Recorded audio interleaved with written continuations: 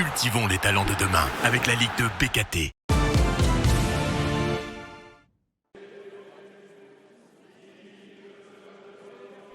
Un temps concerné par le top 5, Dunkerque a abandonné cette idée après n'avoir pris que 3 points sur les 7 derniers matchs. Les nordistes 10e accueillent une formation lavalloise 16e et barragiste pour qui la fin de saison a un réel enjeu.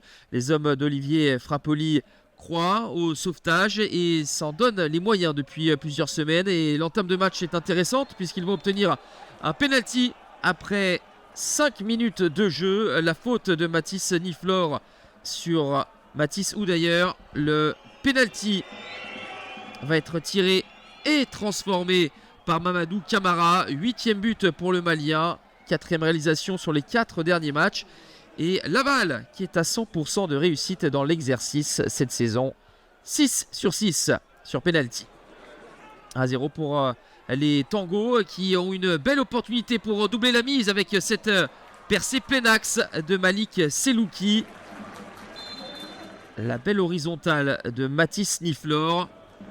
Derrière, les Dunkerquois vont enfin réagir avec une frappe lointaine de Bokele. Mamadou Samassa s'emploie à son tour. Dunkerque n'a perdu qu'un seul de ses 12 matchs à domicile face à Laval en Ligue 2 et veut vite recoller. Une belle possibilité ici pour Alex Georgen qui s'y prend à 2 fois. Première tentative est contrée, la seconde passe au-dessus. 1-0 à la pause pour des Lavallois qui ont subi dans le dernier quart d'heure et repartent très fort au retour des vestiaires avec cette belle situation pour Mathis Oudayer. La frappe est trop croisée.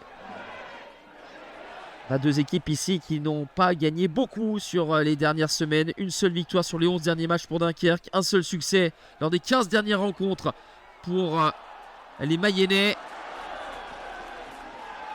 A une possibilité d'égaliser avec Enzo Bardelli.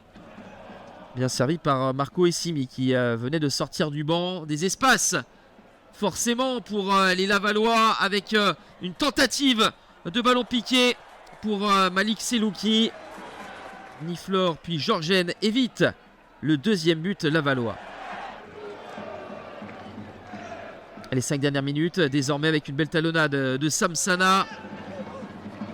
Puis Thomas va trouver dans la surface de réparation Ethan Clavreul pour le 2-0. 5e but pour Clavreul qui avait déjà trouvé la faille lors du match aller. C'était une défaite 2-1. Là, c'est le but de la délivrance et de la victoire. 2-0 pour Laval qui obtient un succès précieux qui lui permet de prendre 4 points d'avance sur les relégables Bastia et Amiens et de revenir à 2 unités de Nancy.